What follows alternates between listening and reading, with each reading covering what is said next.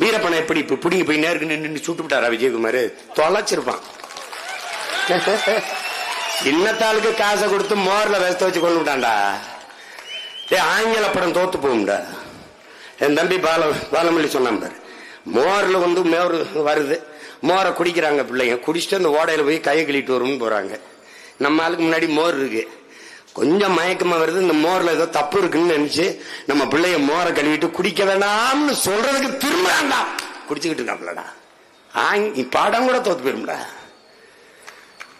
இறந்து போயிட்டாரு விஷத்தை குடிச்சு.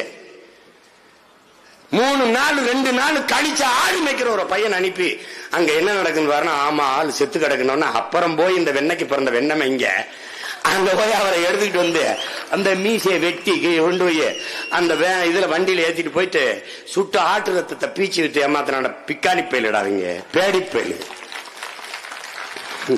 விஜயகுமார் மொட்டை அடிச்சாப்படா அன்னைக்கு. நான் ஒரே ஒரு மகன் தான்டா கேட்டேன். நாங்கெல்லாம் எங்க அப்பன் செத்ததுக்கு தான் மொட்டை அடிப்போம், நீ மொட்டை அடிக்கிறிய?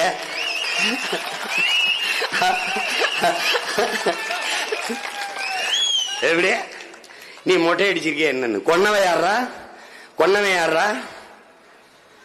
இன்னைக்கு சொல்லுமாடா அதிமுக எங்க ஆட்சியில தான் வீரப்பனை கொண்டு சொல்றா பாப்போம், ஒருத்தன் சொல்லிடுறா பாப்போம். ஏன்னா அன்னைக்கு சீமா இல்ல, அவனுக்கு ஒரு புள்ள இப்படி வருவான்னு நீ நினைக்கல, எவனுமே நினைக்கலையே.